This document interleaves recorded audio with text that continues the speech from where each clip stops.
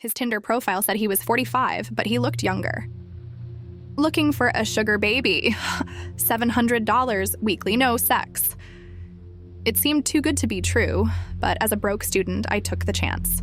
We matched, and his message came quickly. Hey, sweetheart. I cringed at the word, but $700 was hard to ignore. Hey. His name was Jack. He claimed to own a business, but never said what kind. After some chatting, he asked for my Venmo, and a few minutes later, I saw $700 in my account. It felt surreal. You still there? Yeah, if you don't mind me asking, what are you looking for in return? Just some favors. That made me pause. Like what? He asked me to pick up a delivery for him, then gave me the address. He also asked for my number, saying he'd text the address to his house. I'm not home, but there's a key in the flower pot. Go inside, put the package on the coffee table, and lock the door when you leave. I headed out, and the house where I was picking up the package looked abandoned. A huge man appeared in the doorway, intimidating with tattoos covering his chest. You here for Jack's package? I nodded, too nervous to move. Stay there. He returned with a small, damp cardboard box. I didn't ask any questions, just took it and left. When I got to Jack's house, it was enormous. I went inside, locked the door as he instructed, dropped the package, and left. A few days later, Jack asked me to do more errands, driving cars to random places, delivering briefcases, meeting a man named Julio.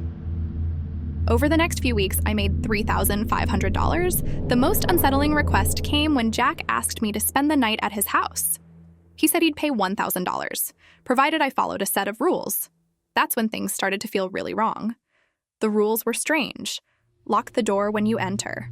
Only answer calls from Marvin. Don't turn on faucets between 9 p.m. and 11 p.m. Don't open the door after 10 p.m. no matter who it is. If the closet door at the end of the hall is open, sleep in the library. If it's closed, sleep in any bedroom. If the gardener knocks on the windows at midnight, hide. Keep the TV on static through the night. Do not forget this. I followed the rules, but at 10:16 p.m., the doorbell rang. It's the police. Open up. I stayed on the couch, remembering the rule about not opening the door. The ringing continued, each time a different voice, claiming to be someone else. Police, Jack, neighbors. It went on for nearly an hour. Eventually, I managed to fall asleep, and the night passed without further disturbance. In the morning, I woke to the smell of coffee. Jack was in the kitchen, cooking eggs. It was my first time seeing him in person, and he looked exactly like his photos. Good morning, he greeted, seemingly casual. I thanked him for the breakfast, but something felt off. I made an excuse about having class and left as quickly as I could. As I drove away, I noticed him standing in the driveway, watching me leave. When I got home, I found the list of rules still in my bag. I reread them and froze. I had forgotten one. Turn the TV on and let it play on static through the night. My phone buzzed. It was the $1,000 payment from Jack. But as I thought about it, another text came in. I'm not in town right now, but I'll be back next week. You're free for now. I reread the message. Jack wasn't in town? Then who had I seen that morning? My phone buzzed again, this time from an unknown number.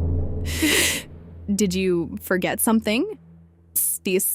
The text included a photo of Jack, or someone who looked like him standing in front of the TV. Another photo followed. The front of my house. Then a final message. Watch out.